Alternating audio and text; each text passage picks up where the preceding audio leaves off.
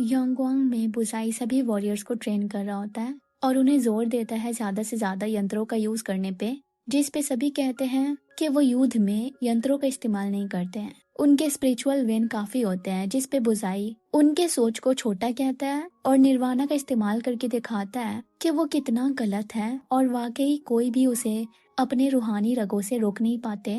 सभी कहते हैं कि बुजाई उन्हें नीचा दिखा रहा है। उनके पहले वाले योद्धा ऐसे ट्रेन नहीं करते थे। बुजाई समझ जाता है ये लोग मिंगशिन की बात कर रहे हैं, इसलिए कहता है जो खुद की परीक्षण ठीक से नहीं कर सकता वो दूसरों को क्या सिखा सकता था। वो लोग बात घुमा कर कहते हैं कि हमें तो वो मनहूस मिंगशियान अभ्यास कराता था। बुजाई उनकी सोच की निंदा करते हुए कहता है 7 सालों से उन्हें जिता रही वॉरियर गॉड की इज्जत एक हार के बाद ऐसे सबके नजरों में कैसे गिर सकती है। और उन सब ने अपना समर्थन मिंगशिन को दे दिया। और अगर वो सच में मिंगशियान से सीखे होते हैं तो उनकी जबान और सोच इतनी गंदी नहीं होती। एक असली योद्धा ऐसा नहीं होता है। आखिर में वो उन्हें बताता है अब से वो उन्हें लीड कर रहा है। वो चाहता है वो लोग ऐसे बिहेव करना बंद कर दें, क्योंकि जीत जीत होती है, चाहे वो स्पिरिचुअल वेन से मिली हो या फिर यंत्र से। जांगताई की शादी जिंग तियाओ से होने वाली है। वो अपनी शादी का निमंत्रण मिंगी और तियानजी को देती है। जिसिंग की महारानी होने के नाते तियानजी इस 2 अलग अलग रेल्म के मेल से खुश होती है और जांगताई से कहती है वो एक एंट्री पास इशू करेगी ताकि जांग तियाओ जिसिंग बिना रोक टोक के आ सके।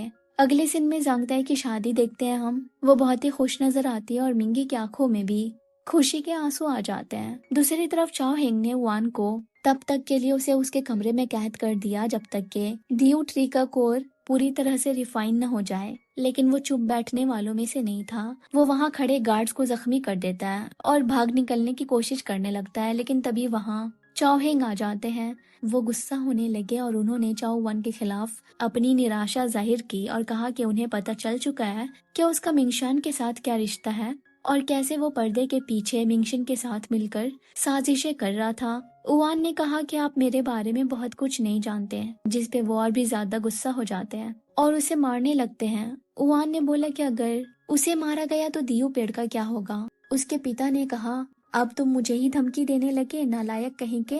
फिर उस पे एक स्पेल किया और कहा कि अगर तुम यहाँ रुके तो मैं आज की तुम्हारी गुस्ताखी जाने दूंगा, पर अगर मेरी बात का उल्लंघन किया तो ये जादू तुम्हारी जान तो नहीं लेगा, पर इससे तुम्हें दर्द इतना होगा कि तुम अनुमान भी नहीं लगा सकते। चाओ वन ने अपने पिता को जाते हुए गुस्से भरे नजरों से देखा, जैसे कि अब उनकी बारी हो उसके हाथों मरने की।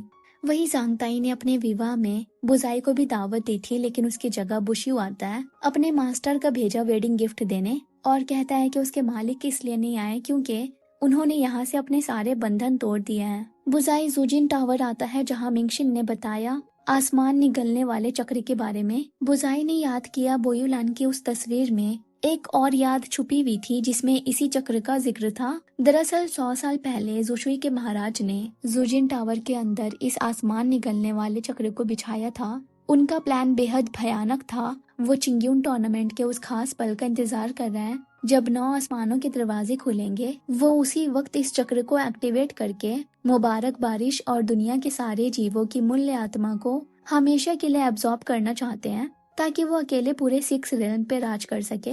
लेकिन एक कंडीशन है, जो भी इस एरे को एक्टिवेट करेगा उसकी स्पिरिचुअल वेन में आसमानी गम और स्वर्ण स्वप्न दोनों का असर होना चाहिए। इसीलिए जुशुई के महाराज वो सिस्टर्स के पीछे पड़े रहते और आखिर में बयुलान को जी बुजाई की जान बचाने के लिए स्वर्ण स्वप्न बनाना पड़ा। उन्होंने ये भी बताया कि इस एरे को हमेशा के लिए खत्म कैसे की जा सकती है। ये वही कर सकता है जो परम पदवी तक पहुंच चुका है। जब ये एरे एक्टिवेट हो ठीक उसी पल में उस शख्स को खुद की कुर्बानी देनी होगी, तभी ये मौत का चक्रव्यूह हमेशा के लिए खत्म हो जाएगा। बुजाई ने बुशु से कहा था कि सिर्फ वही ये कर सकता है, वैसे भी उसका वक्त करीब है, तो खुद को ऐसे नेक काम के लिए सैक्रिफाइस करने में क्या हर्ज है।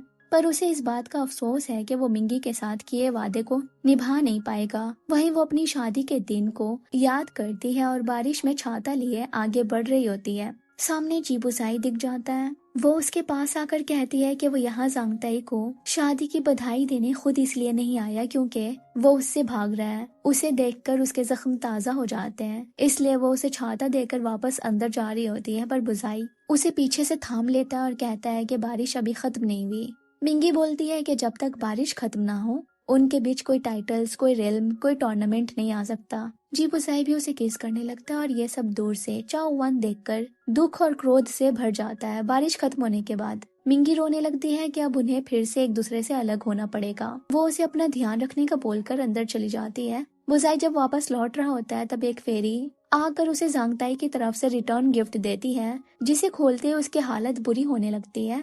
इस फेरी पे चाओ वन ने जादू किया था और वो तोहफा उसी की तरफ से भेजा गया था। बुजाई योंगवान गिरते पड़ते पहुंचता है। बुशुई देखता है उसके अंदर आसमानी कम तेजी से फैल रहे हैं।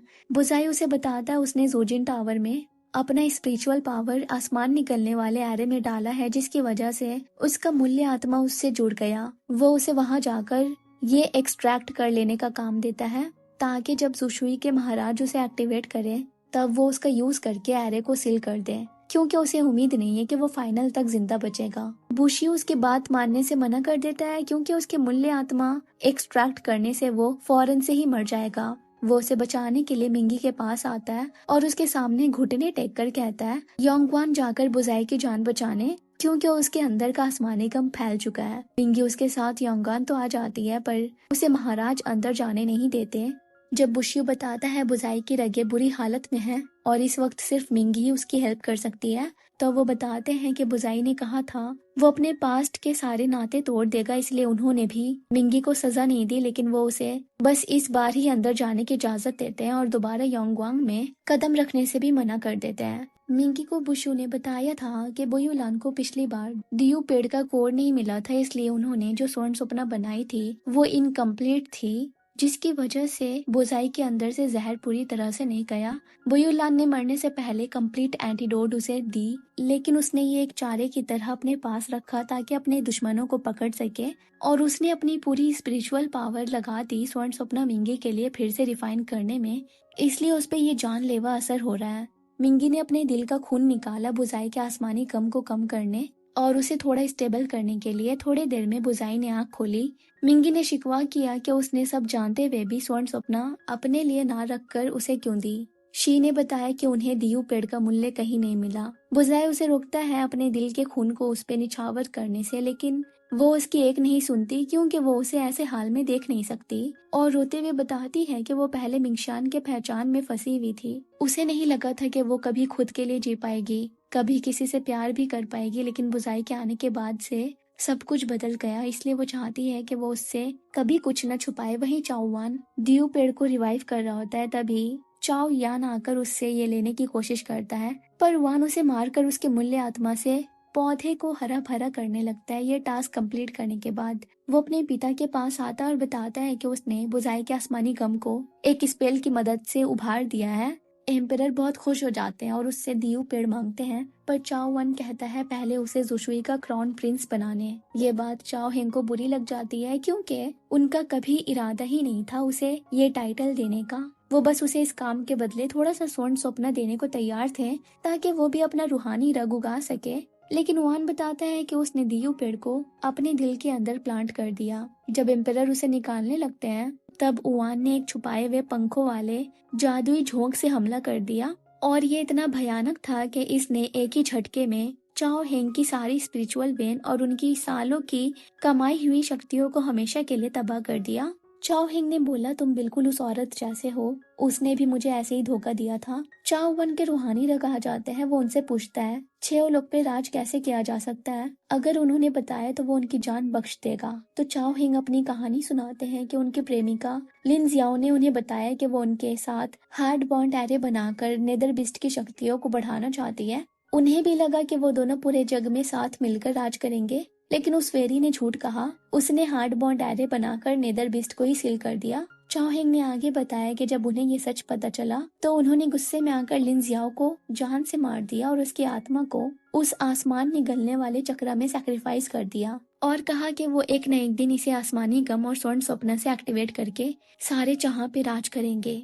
इसके बाद उन्होंने किसी पे भी एतबार करने से तौबा कर लिया। वो उसे सलाह देते हैं कि बड़े काम को अंजाम देने के लिए अपने भावनाओं को त्यागना पड़ता है। चाओ वान ने उन्हें कहा अब आपको आराम करनी चाहिए, मैं आपकी जान नहीं लूंगा। मैं समझ गया आप ऐसे क्यों हो गए, पर मैं आपकी तरह नहीं हूँ, क्योंकि भावनाएं मुझे कमजोर नहीं ताकतवर बनाती है। उसके बाद अपने पिता की तरफ से वो फरमान जारी करता है कि जुशुई के महाराज ने चाओ वान को क्राउन प्रिंस बना दिया। जश्न में दियू पेड़ की नुमाइश होगी जो उनके पास जीत के तौर पे थी। ये खबर मिलते ही मिंगी जुशुई चाओ के पास जाने को निकलती है, लेकिन शी रोकते हैं और कहते हैं कि ये उसकी चाल हो सकती है, पर मिंगी को मंजूर है। उसे किसी भी हाल में दियू पेड़ चाहिए ताकि वो बुजाई की जान बचा सके।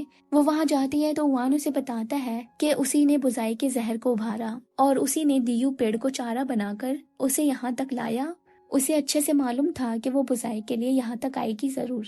मिंगी ने पूछा आखिर उसे वो पेड़ हासिल करने के लिए क्या करना होगा। वो उसे बोलता है तुम्हें अच्छे से पता है मैं क्या चाहता हूँ। डेन उसे बेहोश कर देता है। दूसरे पल जब मिंगी की आंख खुलती है तो वो खुद को शादी के जोड़े में बंधा हुआ पाती है। सामने से दूल्हा बनकर उआन आता है और उसे बताता है कि वो उसके लिए कितनी अहम हो गई है। उसके लिए शादी बुजाई की जिंदगी से भी ज्यादा जरूरी है। वो उसे अपना आमलेट पहनाता है और कहता है कि मैं तुम्हें दियू पेड़ तो क्या जो मांगोगी दूंगा, बस तुम्हें मुझसे शादी करनी होगी। मिंगी ने बोला उसे मंजूर है, उसे बस दियू पेड़ चाहिए, बाकी वो उससे एक तो क्या 1000 बार शादी करने को भी तैयार है। उसे फर्क नहीं पड़ता क्योंकि उसके लिए ये कोई मायने नहीं रखती। उआन को तकलीफ होती है ये सुनकर। वो कहता है कि जब तक वो उसके साथ है जिसिंग के लिए लड़ने की जरूरत नहीं होगी, ना ही योंगवान की तरह उसे अबैंडन किया जाएगा। मिंगी कहती है ये प्यार नहीं है, ऐसे जाल बिछाकर उसे यहाँ तक लाना उसके लोगों को ठेस पहुंचाने से प्यार नहीं कहते हैं। उआन भड़क कर कहता है कि लोग, इससे तुम्हारा मतलब बुजाई है ना? आखिर तुम उसकी इतनी परवाह क्यों करती हो? क्यों तुम मुझे थोड़ा सा भी प्यार नहीं कर सकती? आखिर उसके पास ऐसा क्या है जो मेरे पास नहीं है? फिर वो उसे जबरदस्ती किस करने की कोशिश करता है। तभी मिंगी यानी नकली मिंगी देखती है ट्रैकिंग बग को आसपास, यानी दियू ट्री मिल गया। बुजाई अपने ट्रू फॉर्म में आ जाता है जो मिंगी बनकर आया था। उसने मिंगी को जाने से पहले कहा कि वो उसे रोकेगा नहीं, बस वो उसके साथ जाएगा उसका भेष धारण करके, उआन को डिस्ट्रैक्ट करेगा। और इसी वक्त में मिंगी बाकियों के साथ जुशुई पैलेस में उस पेड़ को ढूंढेंगे।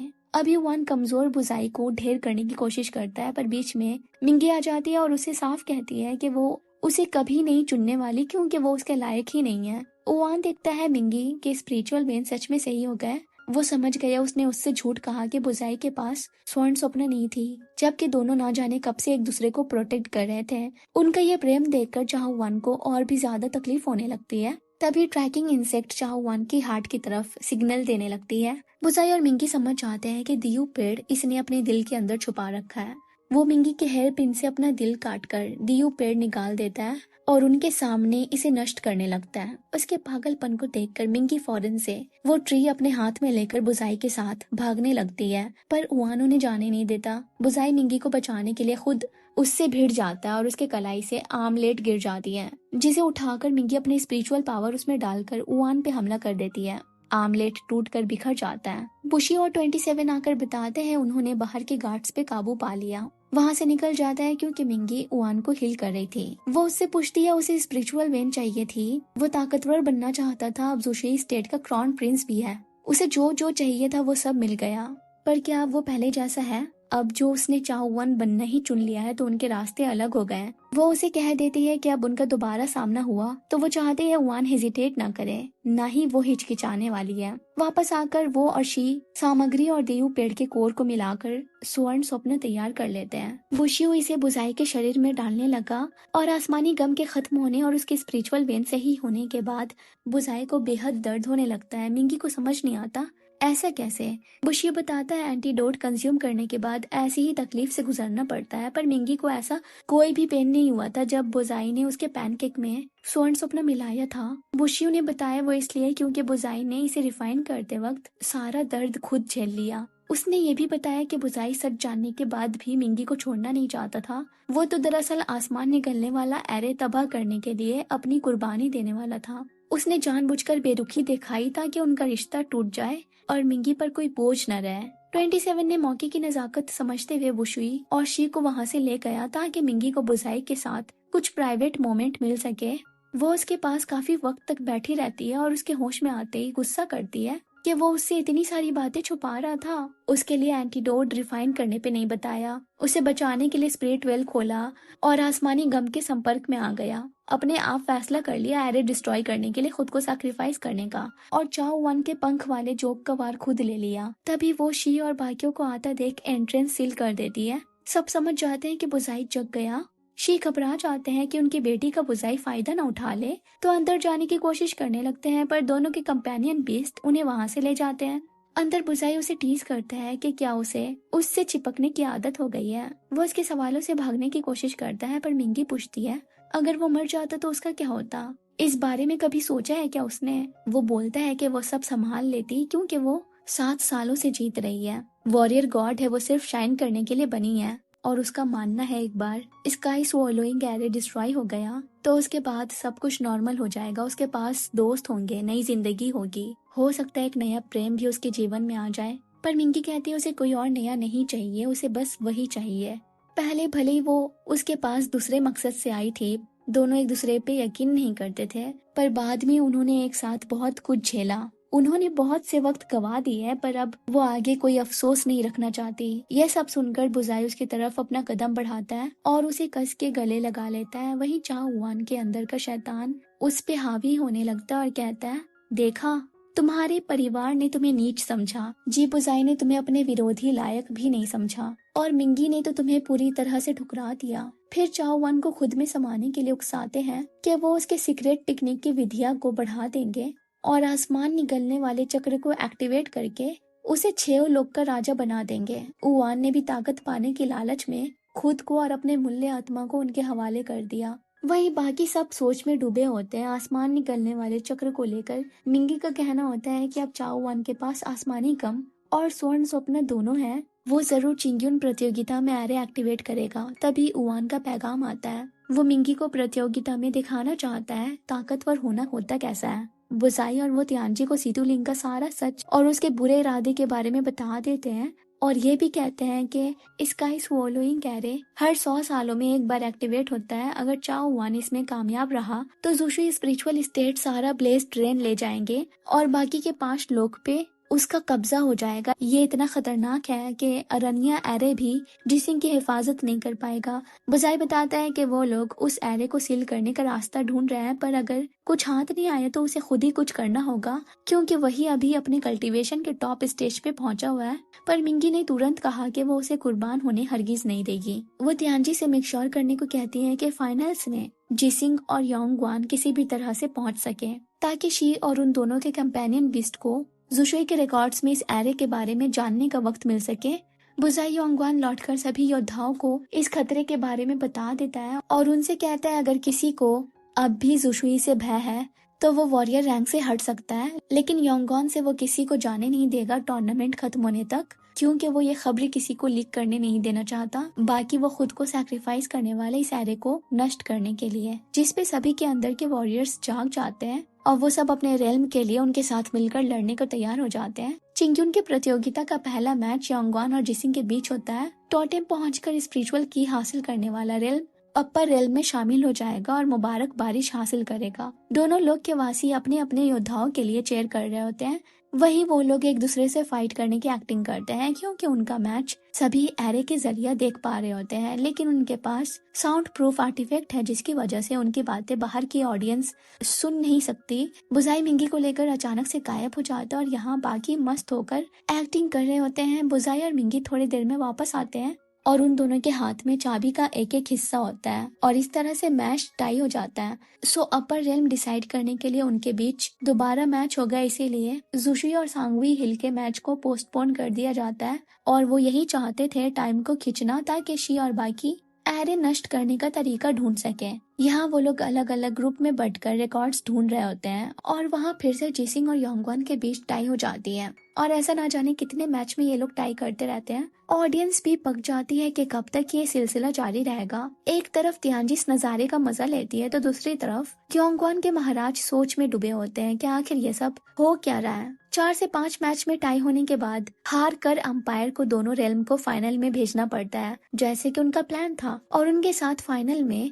जुशुई और फ्लोइंग वेव जॉर्ज भी हैं। वहीं 27 को एक संदूक दिख जाता है और उसे पूरा यकीन होता है हो न हो रिकॉर्डिंग इसी में है, पर जैसे ही उसे हाथ लगाता है वो जलने लगता है। बुशियो भी उसे संदूक से छुड़ा नहीं पाता। जब शी आते हैं तब उसे अपनी शक्ति से हटा पाते हैं। शी फिर से उस बॉक्स को खोलने लगते हैं जो स्पिरिचुअल फायर से भड़क रहा था और अंदर एक कागज होता है। 27 उन्हें वार्न करता है अंदर हाथ नहीं देने को क्योंकि इस स्पिरिचुअल फ्लेम में कुछ न कुछ गड़बड़ जरूर है, लेकिन उनके लिए ये निकालना जरूरी था और इसे हासिल करने में उनका दायां हाथ पूरी तरह से इंजर्ड हो जाता है। जब उन्हें जिसिंग लाया जाता है तब बुसाई उनके जख्म को हील तो कर देता है, लेकिन उनका हाथ चोट से डैमेज होने पे कभी रिकवर नहीं हो पाएगा। ये सुनकर रो रही मिंगी को शी दिलासा देते हैं कि वो कम से कम जिंदा तो है, और वैसे भी उनके हाथ उस एरे के रिकॉर्ड्स लग गए। बुसाई मिंगी को कहता है कि शी के हाथ सही तो नहीं हो सकते, लेकिन उन्हें आर्टिफैक्ट की मदद से मूव कराया जा सकता है, जिसके लिए वो बेस्ट से बेस्ट मटेरियल्स लाएगा। मिंगी कहती है कि उनके पास एरे डिस्ट्रॉय करने का रिकॉर्ड है, अब उनके सामने इसे रोकने का बड़ा जंग है। वो इस बार किसी को भी फिर से खोना नहीं चाहती। वहीं आने वाली चुनौतियों के बारे में सोच रही थी आंजी को, यांचो एक फूल उसके बालों में लगाता है और उसके मूड को लाइट कर देता है। वो उससे वादा लेती है कि उसे बाकियों के साथ प्रतियोगिता से सही सलामत लौटना होगा। कहीं ना कहीं उसे डर है कि यांशा को कुछ हो ना जाए, इसलिए वो उसे टाइटली हग कर लेती है। जोशियो में वान अपने कठपुतली पिता को बताता है कि योंगवान और जेसिंग जानबूझकर टाई हुए हैं ताकि फाइनल्स में आकर उन्हें एरे एक्टिवेट करने से रोक सके, पर वो उनसे वादा करता है वो उनके अधूरे सपने को जरूर पूरा करेगा। फाइनल्स आ जाते हैं और चारों रेल्म एक दूसरे के अगेंस्ट मैदान में उतरते हैं। योंगवान और जिसिंग तो साथ में है, पर बुजाई ने फ्लोइंग वेव जॉर्ज को भी अपने साथ प्लान में शामिल किया होता है। सुशुई को एरे एक्टिवेट करने से रोकने में उनका काम है एग्जिट को गार्ड करना। कंपटीशन के दौरान बुजाई चाओ वन को देख मिंगी को कहता है थोड़ा केयरफुल रहने, क्योंकि इसने नेदर बीस्ट के सारे पावर एब्सॉर्ब कर लिए हैं। पहले हम बुजाई और चाओ वन को 1-on-1 करते देखते हैं। टक्कर की लड़ाई होती है दोनों में, पर एक वक्त में उआन बुजाई पे हावी पड़ने लगता है। सो मिंगी और बाकी उसकी मदद करते हैं, पर तभी रोशनी अंधेरे में जाने लगती है और चाओ वन कहता है अब वक्त हो गया है। वो फौरन से एरे एक्टिवेशन स्टार्ट कर देता है और सभी के मूल्य आत्मा एब्सॉर्ब होने लगते हैं। वो बुजाई को चुटकियों में हरा देता है। मिंगी जल्दी से सबकी हेल्प से फॉर्मेशन तैयार करने लगती है। वेल, उस पुराने रिकॉर्ड में इस मौत के चक्रव्यूह को रोकने का एक सटीक रास्ता छुपा हुआ था। उसमें लिखा था कि अगर आप आकाश, अग्नि और पानी की दिशाओं पर अपनी पूरी जादुई शक्तियां एक साथ इकट्ठा करें और वहां से इस पूरे एरे पर हमला करके उसे जलाकर राख कर दें, तो इस तबाही को रोका जा सकता है। लेकिन इसकी एक बेहद जरूरी शर्त थी। जब ये सब चल रहा हो, ठीक उसी वक्त परम पदवी से ऊपर एक शक्तिशाली योद्धा पूरे चक्रव्यूह के बिल्कुल बीचों बीच यानी सेंटर पॉइंट पर बैठा होना चाहिए। चाहुआन मजाक उड़ाता हुआ बोलता है कि वो लोग इस बर्बादी को कभी नहीं रोक सकते। वो अपने सीक्रेट आर्ट को एरे से कंबाइन कर लेता है ताकि अपनी स्पिरिचुअल पावर जो इसमें एब्जॉर्ब हो रही है वो खुद ले सके और सबसे ताकतवर बन सके। मिंगी उसे वार्न करती है उसका शरीर सभी की स्पिरिचुअल पावर रेजिस्ट नहीं कर पाएगा। एक बार कंट्रोल खोने से उसका मूल्य आत्मा नष्ट होकर 6 लोक में बिखर जाएगा। बुजाई भी कहता है कि चाओ वन ने खुद को चक्रा से जोड़ लिया है, अब जैसे ही एरे डिस्ट्रॉय होगा वान भी मारा जाएगा। पर चाओ वन कहता है कि उसने जिंदगी भर सबकी नफरत झेले हैं क्योंकि उसके पास रूहानी रगें नहीं थी, पर अब उसके पास ये है और वो सबसे शक्तिशाली बन रहा है, तो उसे फर्क नहीं पड़ता आखिर में उसका मूल्य आत्मा डिस्ट्रॉय ही क्यों ना हो जाए, पर वो जाएगा तो सबको लेकर जाएगा। सो मिंगी अपने एम्बर और बुजाई अपने निर्वाणा से उस पर अटैक करते हैं। यहाँ यानशाओ की रूहानी रग ना होने की वजह से वो ज्यादा देर तक फॉर्मेशन होल्ड नहीं कर पाता। ये देख रहा यानचू भी उसकी मदद के लिए आगे बढ़ता है, लेकिन देखते ही देखते सबके मूल्य आत्मा चक्र में समाने लगते हैं। बुजाई देखते हैं अगर ऐसे ही वो लोग लड़ते रहे तो चाओ वन को रोकना नामुमकिन हो जाएगा। उसके पास खुद को सैक्रिफाइस करने के अलावा कोई चारा नहीं बचता। पर मिंगी उसे याद दिलाती है कि उन्होंने वादा किया है अब से आने वाली चुनौतियों का सामना वो साथ में करेंगे, यानी बुजाई के साथ साथ वो खुद को भी त्याग देगी इस एरे को नष्ट करने में। सो वो बुजाई का हाथ पकड़कर चक्र के अंदर समाने जाती है। ये देख रहा वान के अंदर से सीटू लिंग मिंगी को रोकने लगता है और उसे वापस आने को कहता है, लेकिन शैतान उस पे हावी होते रहते हैं और कहते हैं मूर्ख जैसे उनके साथ मरना चाहते हो, अब हमारे पास सबकी शक्ति है, हम सबसे ताकतवर बनने वाले हैं। वहीं बुजाई और मिंगी खुद को एक खूबसूरत जगह पे पाते हैं जहाँ उन दोनों और कुदरत के अलावा कोई नहीं होता, पर उन्हें पता है कि ये छलावा है। वो अपनी आंखें खोलते और एरे में लिन जियाओ को देखते हैं जो उनसे पूछती है क्या उन्हें उसका सपना पसंद नहीं आया। मिंगी कहती है कि उनके परिवार, दोस्त सब उनका इंतजार कर रहे हैं, उन्हें इस एरे को सील करना ही होगा। सो लिन जियाओ अपना परिचय देती है कि वो सांगवू हिल से है, वो नेदर बीस्ट आर्मी की रूलर है। ये वही फेरी है जिसने 100 साल पहले पाताली दानवों को बनाया। वो बताती है उन्होंने अपने डिवाइन कॉन्शियसनेस का आखिरी हिस्सा एक स्पेल की मदद से इस एरे में छुपाया ताकि वो एक दिन उससे मिल सके जो 6 लोग को बचाने के लिए खुद को कुर्बान करने में हिचकिचाए नहीं। लिन जियाओ पूरी सच्चाई बताती है कि वो इन दानवों को बनाने में जरा भी हिस्सेदार नहीं है। इसे तो जुशुई के महाराज ने बनाया था 6 लोग पे राज करने के लिए, पर इसे रेस करने में उनके मूल्य आत्मा को नुकसान हो सकता था। इसलिए उन्होंने प्यार का झूठा जाल लिनजियाओ के साथ बुना ताकि इसे पालने में वो उनकी मदद आ सके। लेकिन जब लिनजियाओ ने उनकी असलियत जानी तो उन्हें रोकने की कोशिश की, पर चाओ हेंग ने उन्हें कैद करवा दिया और पूरे रेल्म में इन दानवों से हाहाकार मचा दिया। मासूमें जाने चली गई, पर उन्होंने खुद को सबका मसीहा दिखाया। तबाही मचाने वाला रक्षक का मुखौटा ओढ़ने लगा। इसलिए जियाओ ने इन सब को रोकने के लिए उन्हें धोखा दिया और उनके साथ हार्ड बॉन्ड टहरे बनाया उन दानवों को सील करने के लिए। पर चाओ हेंग ने पहले से एक भयानक चाल चल ली थी। उसने लिन जियाओ को बलि देकर अपने फॉरबिडन स्पेल से आसमान निगलने का चक्र बनाया ठीक जूजिन टावर के अंदर, और 100 साल के बाद इसे एक्टिवेट करके सारे जीव जानों की स्पिरिचुअल पावर अपने नाम करने और सारी मुबारक बारिश हड़पने का प्लान बना लिया। लिन जियाओ ने इस तबाही से सबको बचाने के लिए ही अपना डिवाइन कॉन्शियसनेस यहाँ छोड़ा ताकि कुर्बानी देने वाले से मिल सके और इस तबाही से बचा पाए। मिंगी ने कहा कि उस जुशुई के महाराज ने लिन जियाओ को सबके सामने दोषी ठहराया और कहा कि वो ही दानवों को पाल रही थी जिसका खामियाजा 100 सालों तक फेरिस को उठाना पड़ा और उनके स्पिरिचुअल वेन सोल हाइडिंग नेल से सील कर दिए गए। उन्होंने बोला उस दुष्ट ने इसलिए ऐसा किया ताकि आगे जाकर कोई भी फेरी दानव को रोकने की जुर्रत ना कर पाए। उन्होंने बताया एरे सील करने के लिए खुद को सैक्रिफाइस करना पड़ता है, और यहाँ उनके सामने मिंगी और बुजाई दोनों हैं। दोनों ही परम पदवी में हैं और उनके हाथ तालमेल में हैं। वो उनके स्पिरिचुअल वेन को जोड़ देती है ताकि उन्हें परफेक्ट स्टेज का स्ट्रेंथ मिल सके और वो बिना खुद को सैक्रिफाइस किए इस चक्र को सील कर पाए। जब वो दोनों वापस जूजिन टावर आते हैं तो चाओ वन हैरान हो जाता है और कहता है कि कोई उसे हरा नहीं सकता। वो रुके हुए डिस्ट्रक्शन को फिर से स्टार्ट करता है और एरे एक्टिवेट करने लग जाता है। वही मिंगी और बुजाई साथ में अपनी शक्तियां मिलाकर एरे सील कर देते हैं। अंधेरा हट जाता है और चाओ वन ढेर हो जाता है। सबकी मूल्य आत्मा वापस आ जाती है। वही चाओ वन कहता है कि उसका वजूद हमेशा से बेमायने था, पर मिंगी के मिलने से उसने जीवन की अहमियत जानी। वो उसे याद दिलाता है उस वादे की जो उसने उससे मांगी थी। उसने कहा मैंने फैसला कर लिया, मुझे क्या चाहिए, क्यों ना हम अगले जन्म में सब कुछ शुरू से शुरू करें। थोड़ी देर में वो मर जाता है और उसका मूल्य आत्मा हवाओं में बिखर जाता है। मिंगी अंदर से कहती है मैं चाहती हूँ अगले जन्म में तुम अपने लिए जियो। उसके बाद पूरे रेल में खबर आती है कि चाओ वन और चाओ हेंग 6 लोग पे कब्जा जमाने का षड्यंत्र रच रहे थे। उवान तो मर गया और हेंग को उनके गद्दी से हटा दिया गया। अब प्रतियोगिता का नया रूल है, मुबारक बारिश सभी रेल में बराबर बांटी जाएंगी। पुजाई जानता है बुयुलान ने क्या किया, लेकिन ये भी कि उन्होंने उसे बचाने में जी जान लगा दी, सारी विधियां सिखाई जिसकी वजह से आज वो यहाँ खड़ा है। इसलिए अब से वो उनसे नफरत ना करने का फैसला करता है। वही रेल्म्स में खुशी की लहर दौड़ रही है चिंग्यून के नए नियम को लेकर। साथ ये सवाल है क्या जीबुजाई और मिंगी फिर से प्रतियोगिता में एक दूसरे के आमने सामने होंगे। जीबुजाई ने भी अपने क्रॉन प्रिंस के टाइटल को त्याग दिया, जिसपे योंगवान के महाराज क्रोधित हो गए।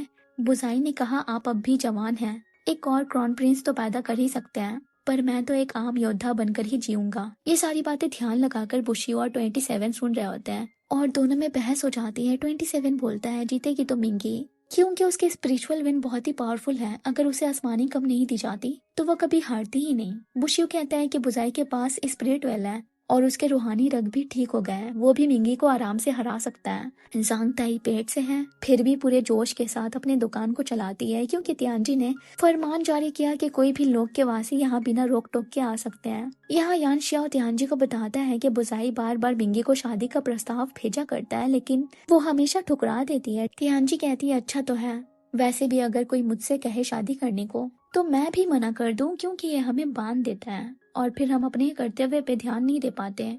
यानशा उसे यकीन दिलाता है उसके रहते उसे कभी भी किसी चीज की फिक्र करने की जरूरत नहीं। वो पूछती है अच्छा तो ये तुम बिना नाम और ओहदे के करने को तैयार हो। वो कहता है हाँ मैं तैयार हूँ। देन हम दोनों के लवी डवी मोमेंट्स देखते हैं। फुए को हम जंगल में देखते हैं जब उसके पास एक तितली आती है, तब वो कहती है कि वो लाखों तितलियों में भी सीतू लिंग को पहचान लेगी अगर उसकी आत्मा रूप बदलकर उसके पास लौटी तो। जिसिंग में सब मिंगी का जन्मदिन मना रहे होते हैं। सभी के तोहफे पाकर वो बड़ी खुश नजर आती है। बुजाई भी आता है, सब उसे भी जन्मदिन की बधाई देते हैं क्योंकि वो भी आज ही के दिन पैदा हुआ था।